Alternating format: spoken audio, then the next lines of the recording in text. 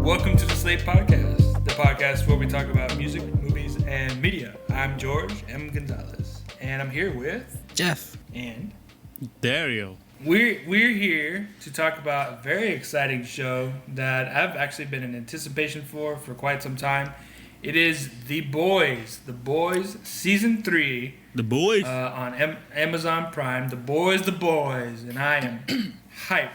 I'm so excited. This is like one of my favorite shows. And that's our topic for today. What do you guys hype? You guys ready for this? I don't think so. Oh, I've been waiting for this show too. It's something different. It's like a break from, like the Marvel and DC stuff, which I love.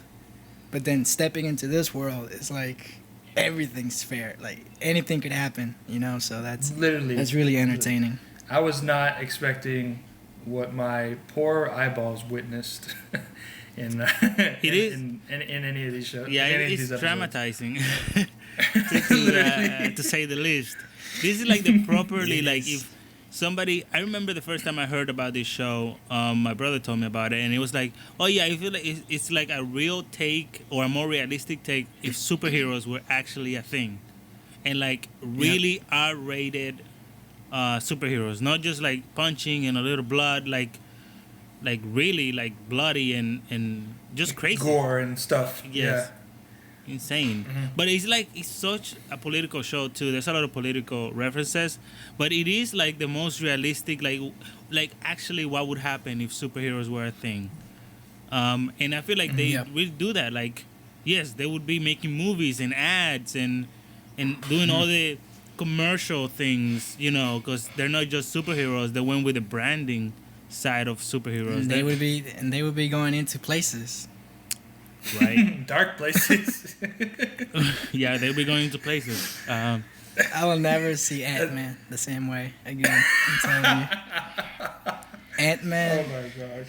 Could be such people a thing. wanted also that's a great point because that's what I'm saying, like they listen to what's happening in society and what people are talking about and they make a joke out of it. So obviously how people were talking about Ant-Man and Thanos and the whole theory. They basically did that. That's what they did. Just the but they went through the front door. Right. Yeah. So people were asking for that, I guess. They were like, he needs to, that's what Ant-Man needs to do. But like they wouldn't do that. It's funny. And he did. I mean, the thing is, why would you ask for that?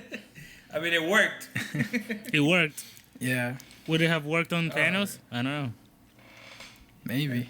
The question to this day. Yeah. So, I guess for non-spoiler reviews, so far, I really like it. I also think it's a little too early to determine if it's better than any other seasons. But like the arcs and the questions and the statements that this show makes have always been really interesting, and it continues to be interesting in season 3. So I like there's a lot of things I didn't know I wanted to know. For this one, and they definitely go on. They definitely mirror society now, especially with the whole Disney brand and the whole trying to appeal to literally everybody and how the inner workings of a business works, especially with celebrities. I think that's an interesting topic, and they're not far off from like anything realistic. So yeah.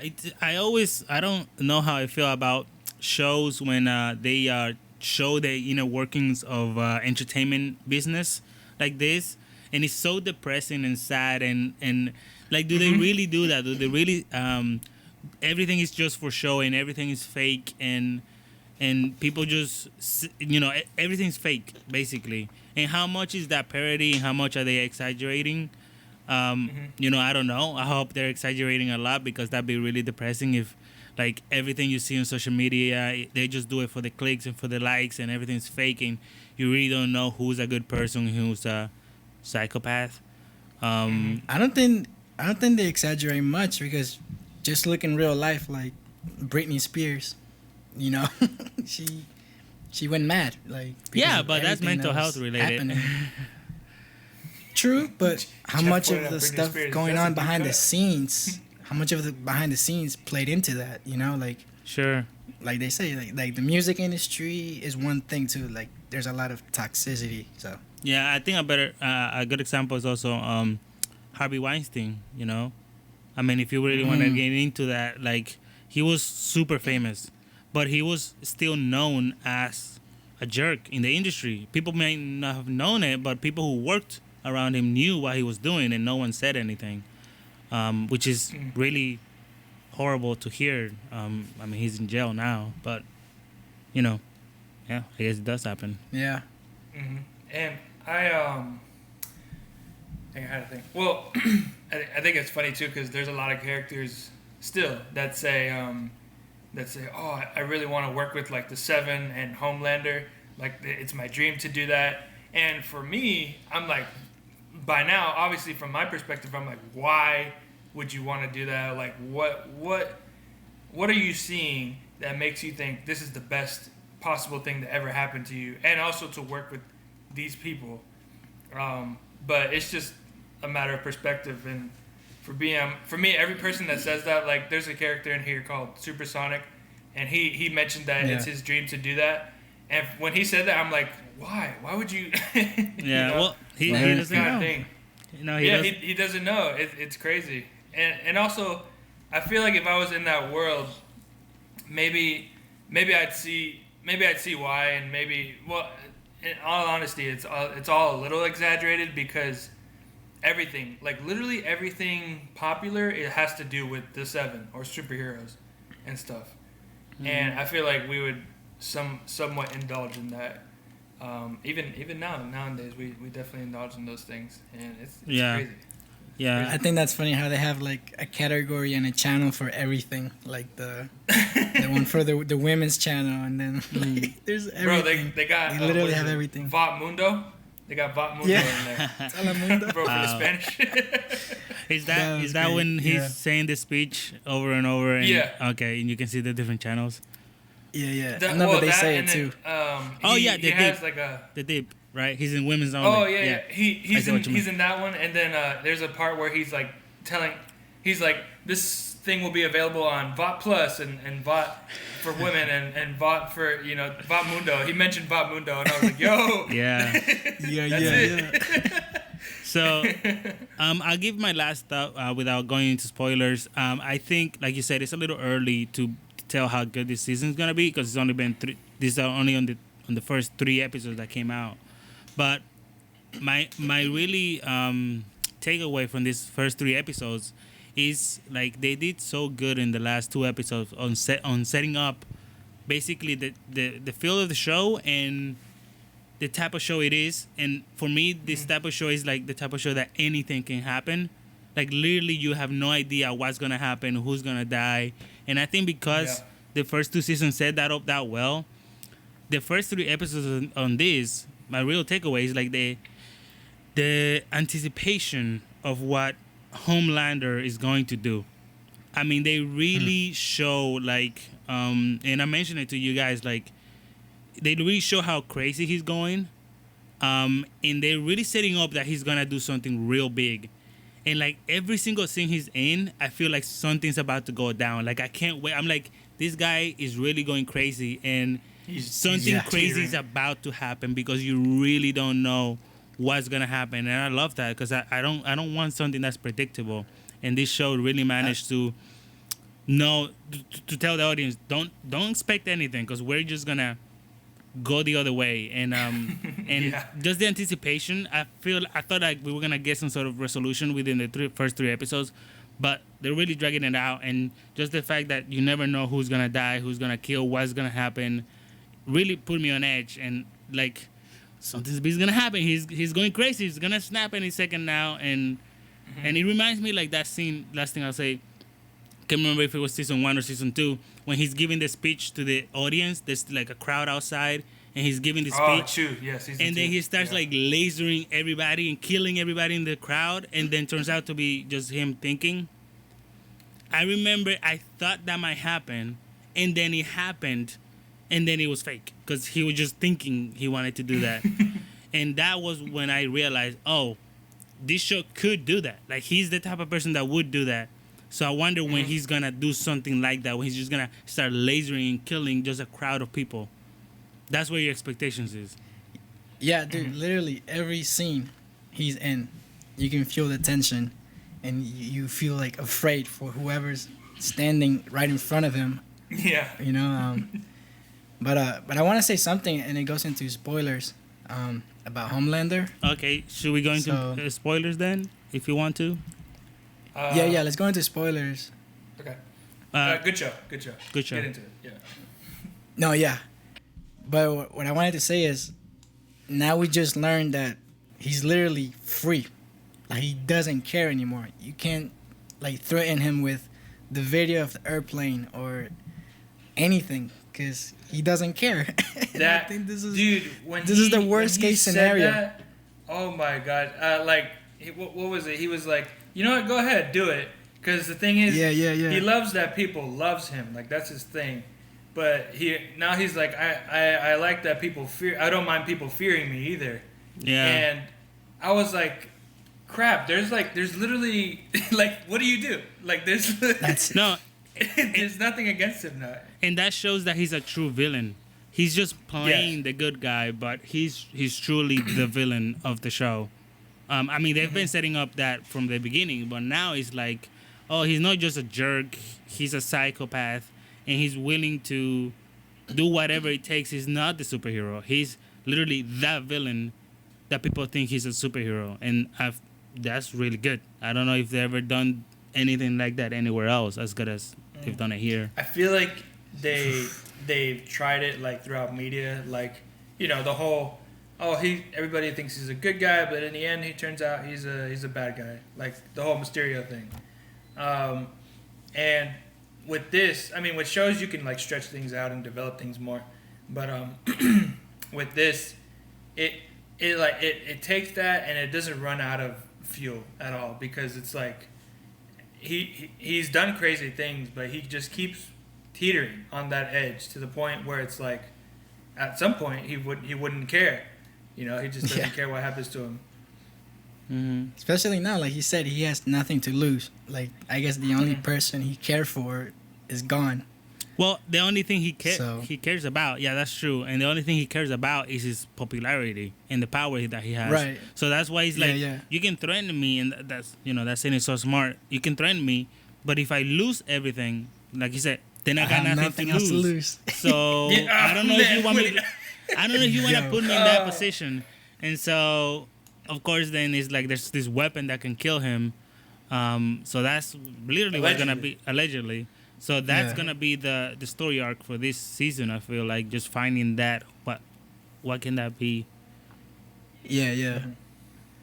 Also, can we talk about, because I love how they ended this in the last season, and now how we're dealing with this. How Victoria, she can literally blow your head off. Yes, I want at any moment. I wanted to mention Victoria Noonan, bro. Newman. She can sue me. I mean, anyway, she's really good. My thought about that last season when that happened, I was like, okay, well, she's basically the most powerful one. I mean, if she can just literally kill anyone just by thinking about it, then she's invisible. But I thought what was really good, actually, they gave her a weakness in that episode where she killed that guy. That turns out, which I didn't know, she has to look at you to be able to explode you. I didn't know that. Like, the guy was trying to cover her eyes, and then she exploded his hand, and then she was able to explode, everything. So that means she has a weakness. She has to be looking at you. So I feel like what they could do is like just take her eyes out, just blind her, and then she would have no power, right? So I feel she would have been. She has a weakness now. It felt like before I thought she didn't have a weakness. I thought she could just kill anyone she wanted to, but actually there's restrictions to it, which I like. So that's what that scene showed to me, that she has a weakness. She would have been way too OP if she can just do it. Like, how do you defeat that? Right. Mm-hmm. Well, you can, I guess, now, because she has to look at you. I wonder if it's just people or just she can blow anything up. Do you know? Because she's in the comics. That's interesting. Yeah. Well, no, I don't think it's the same person. I think they switched it on purpose because the comics. Like she's based on a guy, right? Yeah. They which I really like is that they have the source material on hand, and they take a lot from it, but they know it's there, and they know people read comics, so like they take it and like try to make something original out of it, especially like, you know, like I said, like people can go back and be like, oh, this scene is in this part of the comic, and then but they really like take liberties and do their own thing. And so with Victoria, I haven't read most of it per se, but it's interesting that it's not even just like heads, it's like anything she can look at. Like she exploded his hand, and she exploded like his lower part of the jaw, which was gross.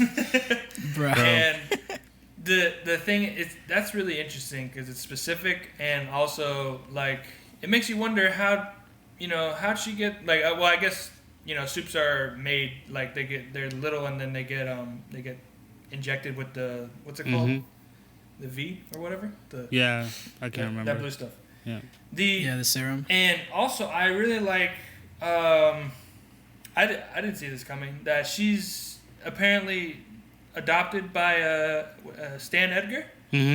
Yeah. So that was interesting, and then they're also giving more to Stan Edgar's character, like giving him more backstory, which I really like, which is top tier actor, by the way. I forgot his name. Yep. He's awesome. Yeah. Spacito, something like that. Yeah. I love that Hughie is like heartbroken. What did you knowing this? What did you call him? What'd you say? Hughie? What's his name? Hughie? Gosh, I'm struggling. Hughie, bro. We should look the character. What's his name? Huey. Huey. My boy Huey. I'm gonna pull up the cast. But I love how he's like heartbroken to learn this, because he thought he had it all figured out. You know, like life is good. Yeah. No more soups. I'm chilling, and then he learns this in the worst way. Mm-hmm. I was fearing for him in that scene, bro. I thought she was gonna notice him. Yeah, me too. I thought he was done for. He had a friend in her, and like you could see that in the beginning episodes, or the intros of the episodes, and you know, they're really cool together, and they work together. They apparently have been working together for a year.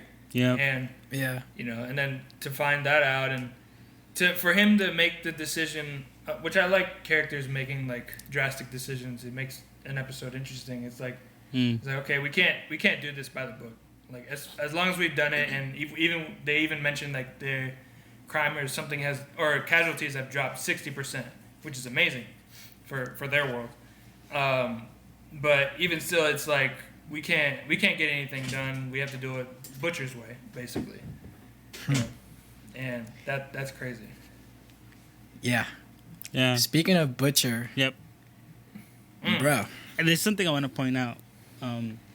Or just something that really grabbed me with him. Apparently, that's a storyline in the books that, in the comics, that there's something that gives you powers. So they're going with I saw a video saying that that's actually closer to the comic books, that there is something in the comics that gives you powers. Talking about not being able to anticipate anything, I was really scared when he got the powers, and he shot the lasers at the guy, he killed him. And then he couldn't control it, and then he like turned around and lasered everything around him. I was really afraid that he was gonna turn around and there was gonna be a family that he just killed by accident, because I feel like that's something they do a lot.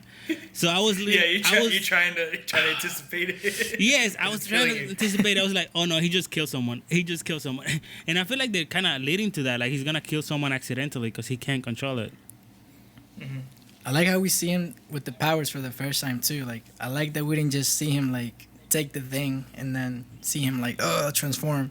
I like that we learned when he got shot, and then it's like nothing happens. I thought he was wearing like bulletproof or something, like a bulletproof vest. I knew when he got shot and nothing happened. I was like, he's got the powers. Well, that scene's really well. Both scenes with the what's it called, gunpowder. He also reminds me of like a discount Deadshot from Suicide Squad, which is really cool. There's one scene where he's normal and he's shooting at Butcher, and I actually kind of like got a little worried for Butcher, because he usually has like the boys with him, or like he has the upper hand most of the time. Mm-hmm. But in that case, it's like it was just him, and he had a gun, and he's shooting at a soup who can like ricochet things. Mm-hmm. And eventually he got out of there, but it worries me because he makes like throughout the whole show he makes these decisions that almost get him or somebody else killed. And the thing is like he's a lovable jerk. Mm-hmm. But I'm always like, what are you doing? Like, yeah, you're crazy. And then it got to that scene where he was shot at by gunpowder, and I was like, oh no, there's something more here. And yeah, it revealed his powers, but I also like that it's not hunky dory. Like he could just take it and be fine. Mm-hmm. Like he takes it and he does his thing, but then it has physical repercussions on him. Like we see it later where he's like throwing up and he's in the bathroom and sweating, and his like even what was it, Ryan, the little boy. Mm-hmm. He's like, your blood smells weird, and your heart is beating fast and stuff. It doesn't, like, for me, I'm like, that's gonna take a real toll on him later on. It's gonna be like a sacrificial thing.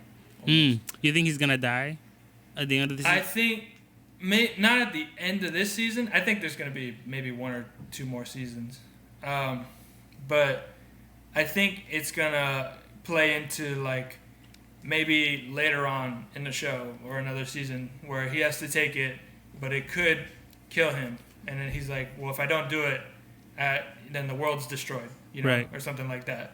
And then, but he does it. So maybe in a way, sort of, yeah. I think it'll play into it.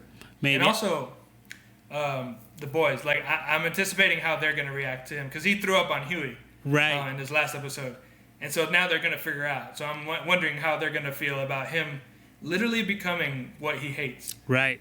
Basically. Right, and I was thinking too, I mean, it makes sense that he killed that guy, Gunpowder, because he was what's it called?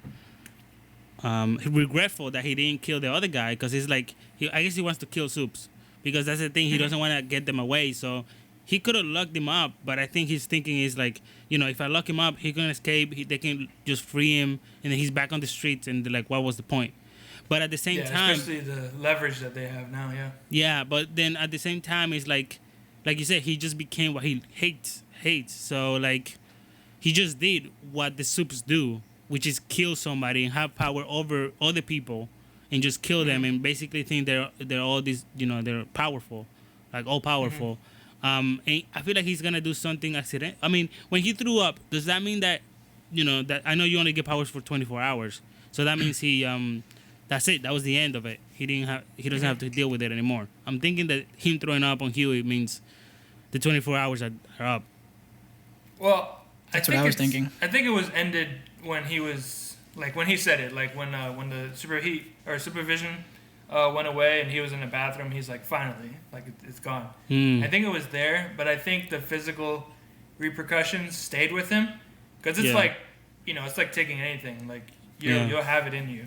Yeah. Still. And I think also that if he dies, he's probably gonna be fighting Homelander, and I feel like that's one of the coolest things they're setting up. Is obviously a fight between Butcher and Homelander, and when he has superpowers, which seems like they're kind of similar to his because he has super laser. I can't wait to see a showdown between Butcher and Homelander. I feel like they're setting that up. It's been long coming. Like we know that's what Billy wants more than anything. He literally says it in one scene. Which, by the way, that was completely a dream, right? I was so confused when Homelander shows up to his apartment and they're talking, and then he's gone. I was like, okay, was that a dream or? I don't think that was a dream. No, that had to be real. I think he just pulled a Batman, where he just leaves. No, I think that was fake. I think that was in his head because later then he's talking to him again through the TV. So they're making it seem like he's just daydreaming about him. So he's daydreaming about Homelander. So I think that whole conversation was fake. I feel like it was real because it was really specific on the placement of where how he showed up. Because you hear him like enter, or not enter, but you hear him like land there, and then he opens the door and he's there and he's like, "Can I come in?" and stuff like that. But that could be seen as like something metaphorical in a way, like he's letting him into his mind. Right. Right. But for me, I think it was real because it also plays into what Homelander does later when he makes that whole speech. Yeah, it's true, but I think the fact that he came to the apartment like asking about Ryan, which is what Butcher's worried about, but then scenes with Homelander, he's not worried about that right now. I mean, they're not showing him caring about finding Ryan right now. I'm sure he does wants to find him, but like every scene with Homelander has nothing to do with Ryan yet. But yet, when he shows up to Butcher, he's like asking for Ryan. Doesn't really make sense. I mean, that's what Butcher's worried about. That's what he thinks Homelander is doing. But Homelander is not worried about that right now. He's in the show business right now. So I feel like that's why he's daydreaming, because Butcher thinks that's what he's doing. Plus, again, like I said, he daydreamed a couple more times after that, with him talking to him on the TV, and then there was something else. I can't remember what else was there something else that he daydreamed? I don't think so. I think it was just that part where he's talking through the TV, and then he supposedly takes it and takes the 24-hour V, and then he wakes up because that was a dream. Right. Yeah. That was it. Yeah, that's all I remember. Yeah. Mm-hmm. Okay, so there's several different storylines that we can go over. We can talk about Starlight for a little bit in her whole story arc, which I thought it was very interesting. Which you brought up Supersonic a little bit. And I just want to say that guy seems like a really nice guy, so I feel like he's going to die soon. I mean, like usually... you said it. Like usually in a show where like all the main characters are, jerks, dirtbags, except for like the few good ones. When there's a new character that just show up and he seems like a just normal guy, it's just because they're going to kill him off. I feel like that guy is going to be killed off. He's probably gonna take a hit for Starlight from Homelander. Yeah. There's gonna be some confrontation, and he's gonna try to kill Starlight, and then he's gonna be like, no. Yeah, he's gonna get in the way. I mean, I feel like the whole Starlight episode on 3, I think it was 3, when they went and did that little flashback of her being in the beauty pageant, basically paralleling what's going on right now with her again, having to fake show and having to be back in that position when she's just doing things for show and she feels trapped, and like that whole situation is bringing up trauma for her. I thought that was really well done, like the way they just did that little flashback showing her doing the fist when she just kind of like as a parallel of feeling trapped and like helpless and out of control, and just doing things what other people want her to do, and I feel like the message, George, you mentioned it a little bit, like having to not do the things the right way. I feel like that's not the message. I mean, I feel like that's what they think they should do right now, and she kind of goes with it because she's like, okay, I guess I have no choice because doing things the right way doesn't work. But I hope that's not like the final message. I hope they're going for like... No, I don't think it's the ultimate message. I just think it's interesting that characters, when they have to make drastic decisions in that sort of way, it's not easy for them. So they have to make like Huey going back to Butcher, and also him going back to Butcher. Like they know that's like in a sense a bad idea, but it's for them, for their closure, it's like kind of the only way from their perspective. Which I also like to mention, like also with Starlight, her whole thing, like I said, like characters making drastic decisions is interesting, and her thing about having to, like Huey mentions to her, like you got to stick it out, you got to stay there, and try your best to keep Homelander separated from them and stuff like that. I feel like that's putting her in an uncomfortable position that makes her make decisions that turn her character a little bit. And like I even mentioned, like, oh, this is a good idea that she's a co-captain, because she can now like kind of bring good people into the Seven, or like make better decisions in order to make them actually be good. But she tries that. She tries that with the whole pageant thing, where she wants to pick this one girl Silver Kincaid, I think that. So she wants to pick her, and then Ashley and everybody in the room is like against it because the girl she's trying to pick is like actually a good person and she's not like appealing really. Whereas they mentioned the other girls and they're like they have some hot takes on them, and the thing is she tries it and then Ashley brings it to Homelander, and then Homelander obviously is against that, and you know it's like tough. Like every situation she's in with them, it's just like it's not easy to get out of. Yeah, you know, there's always antagonistic force there.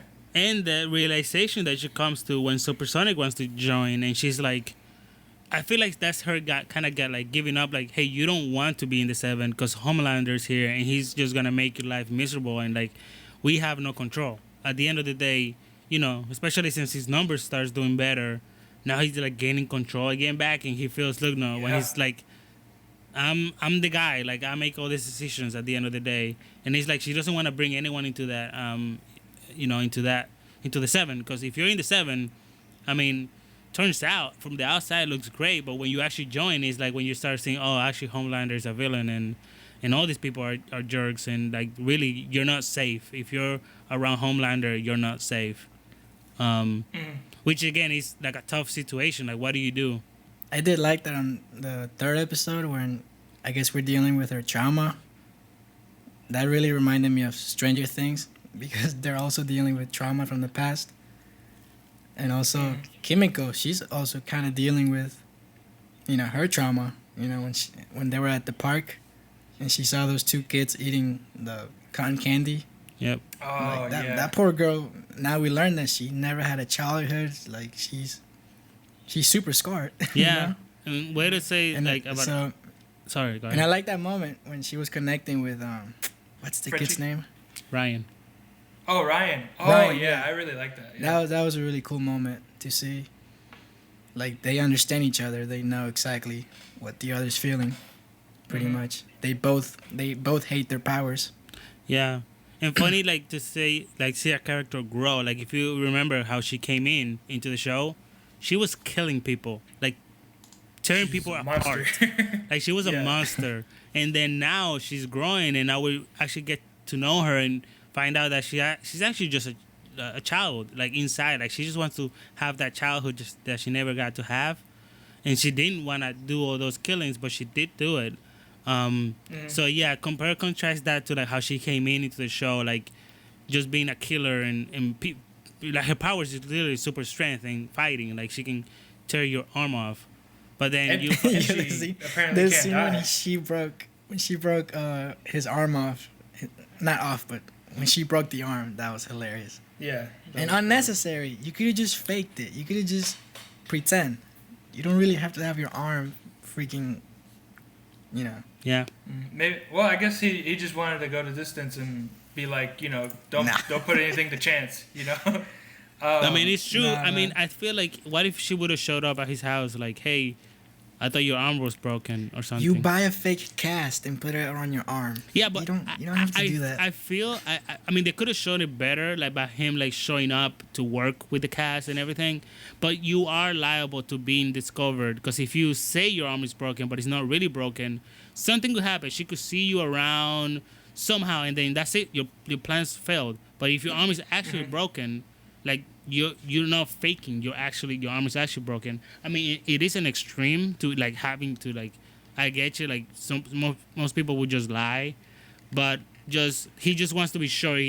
That's just showing like they really don't want anything to go wrong. So instead of faking it, why not just break his own arm, and then there's nothing to be discovered in that. And I like sense. I like how they keep pointing out that he needs Starlight for everything. Like, I like how they keep focusing on every time he tries to open a jar or something. She automatically, without saying anything, just, here, give it to me. Like, hand me the jar. Like, that sucks. And I would hate to be that guy in that relationship. Well, you feel useless. I mean, that's literally what they're showing. It's like he's being emasculated, right? Like, usually the guy is the strong one and the protective one, but in this world, she's stronger. She's literally bulletproof and stronger. So it's like he feels insecure, and that's obviously part of his arc. that he feels that he can't do anything right. Which yes. He has that great scene in the car, where he's saying that, and it's like, it's true. I mean, what are you gonna do? I mean, at the end of the day, the only thing he has is his brain, like just doing things. Yeah. He can't do anything by strength, and they're showing that like aspect of a relationship, like of a guy. Like, what if you're if you're a girl, it's like stronger than you. Yeah, you take the L, man. Take the L. I think that's really interesting because the thing is like every time his strengths are in his in his brain. It's like he always thinks of like good plans. He's always like willing to risk himself even if he can't like physically defend himself. He's done some things where I'm like nervous because I'm like, Huey, you're not bulletproof. You can't do But he I remember last season he snuck into Vought Tower with that dude who goes on fire. I forgot his name. Like I remember that, and he's done even the beginning of season 1. Like he kills Translucent with the boys and stuff. Like there's he's useful. Like there's usefulness in him, but it's obviously not physical, and I like that too with him and Starlight. And I also to backtrack a little bit to Kimiko, I also find it interesting that how she got her powers. Like she was with her brother and she was like caught by bad men in her country, that like in the village and stuff, and then they brought her to the United States. I think like a lot of that was like a lot of her killing people was like justified in a way, not necessarily like objectively, but like a lot of things, it was just like reaction out of things. Like of course she's gonna do that because most of her life she's been treated in such a way, and then to see her now like being giddy about going to a carnival and like watching that show with the other soup, the red girl, I forgot her name. Yeah. Which by the way is a copy of Disneyland. That's what they're basically doing. Yeah. To see that, like to see what she really feels. Every time I see her, I'm just like, I want to give this girl a hug and like give her the world. The scene when she started singing, is that really her? No, she's mute. So, no, but like the actress, really the actress. Like, I think so. Yeah. That was pretty good. It could be. Which, by the way, in the really trailers, good. they show a whole montage of, a whole scene of them dancing. So obviously, she's gonna dream about being in a musical too, which is gonna be interesting. I thought that's where that scene was going. I like the scene when she was trying to play the piano. Oh yeah. Stop. Billy was like, "Oi, Stevie Wonder." Oi. That was funny. Yeah. All the characters in the show are really interesting, and they have some good commentary here. Like even the Disneyland place they go to is like, what is it, inclusivity land? Stuff like that. The brands they have there is so funny. And then with what's his face, A-Train, I also find that interesting that he can't really run. He's not like, he's trying to find usefulness because he can't run because he's afraid his heart will explode, and even the doctors say that could be possible. So he tries to make himself useful in terms of branding by like by making, like, going back to his roots and being, a voice for the black people and stuff like that. That was funny when they were like, "You're trying to make a slave trade game?" Yeah, that was, bro. I saw that and I was like, "Oh my gosh!" I feel like that's so relevant. Yeah. What do you guys, before we end it, what do you guys think about where they're setting up Soldier Boy? So apparently he's coming back. He's definitely coming back because he's alive. Yeah, I just saw an interview and they're doing all the interviews with that actor, so he's coming back. But I don't know anything about like that story. I'm not haven't read the comic books, so I'm not sure what's gonna happen. I think he might be a big part of how they kill Homelander. I really want to see, like you said, he's coming back, so I really want to see how that plays into their main story, basically, because like their focus is to find whatever allegedly killed him, and to try to use it on Homelander. But obviously the Soldier Boy himself is coming back, so I'm wondering like how is that going to put a wrench into things that are going now? Yeah. You know. But he's not gonna. He's not gonna. He's the bad guy too. He's a bad guy too. So yeah. Yeah. So I know his plays when he comes in is about kind of butting heads with Homelander, but not because Homelander's evil. It's just because he's also evil. So it's like they wanna both they're be like the alpha. Like they're both alphas. Yes, they're both alpha, and they all both wanna be. I think he was gonna want back into the 7 to take Homelander's place. So maybe in a way he will have something to do with killing Homelander, but not in the way of like helping the good guys, just like butting heads with him in the 7. Mm-hmm. I also, to finish it off, I found that flashback really interesting. The part where Grace is telling them about what happened there. Shout out to Nicaragua. Hey. Yep. We're here, man. Jeff, you're relevant, Jeff. You're there. Finally, bro, some representation. Even though it wasn't good, but even though your guy, it was about time. The guy that gets killed first. It was about. He was talking to Mallory in Spanish. Yeah. Damn. Bro, that's Jeff. That was Jeff. They have to do us like that. They finally show us in media, and they have to kill us like that, man. Yeah, man. Massacre. My gosh. Not it, barely. Which they swept the floor. Which, by the way, they always do this thing of just making the superheroes look like such idiots. Like they're there to apparently protect them, but they can't tell the difference, and they just end up killing the people on their side. Like how much? Oh my gosh. When they had this whole firefight, and when they start like lasering just everybody, I was sitting there like, what are you doing? Like friendly fire, bro. Oh, seriously. Man. Yeah. Hard case of friendly fire. Yeah, I really like that scene, and I also like there's backstory behind Black Noir, which I think is my favorite soup, because he's total Chad. In season 2. Yeah. He's pretty cool, and he has a face and he talks, but no longer a face and no longer talks. So right. That was really interesting. Which, by the way, what did you guys think about that actor impersonating that? I think he did so good, bro. Like he impersonating Stan Edgar. Did good. Dude, that was he did good. Spot on. That was really good. Honestly, both of them, like the younger Mallory too. Like she did good too. Like they were good. As soon as she came, like she started telling the flashback and the flashback. As soon as she came on screen, I was like, "Wow, they got somebody that looks exactly like her if she was younger." Mm-hmm. Yeah, they were spot on with both of those castings. They don't play. As wild as this show gets, they really take it seriously in terms of production. Yeah, man. But excited about the rest of the show. I feel like a lot. I mean, the episodes were pretty long too, an hour long. Mm-hmm. They were good. They're good length. Yeah. Stuff full of things that make me not want to sleep at night. Definitely. Oh yeah. Mm-hmm. Yeah. I guess best scene is the intro to the show. What is it? Termite's demise or whatever. What? Yeah, that was some scene, man. Are you talking about the Ant-Man? Ant-Man looking guy. Yeah. I told you. That gave me a new perspective on Ant-Man, but for sure. Bro, I would be scared if Ant-Man's in the room and he goes mad.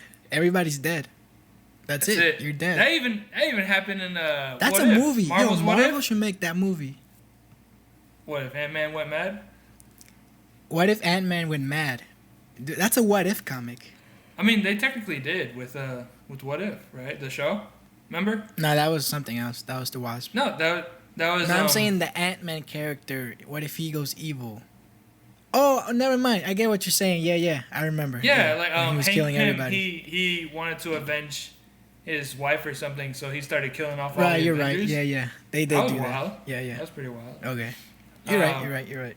But no, like in a sense of hooking you to what this show is offering, that first episode did it basically. Yeah, it did. All right. Well, thanks for listening. If you made it this far, to our 3 listeners here, and be sure to like, comment, and subscribe. And you can follow our links in the description below. And looking forward to the rest of the season. So we'll keep you updated on that, and there's more to come. So say bye, guys. I don't really know how to tell people bye. So bye, guys. Bye.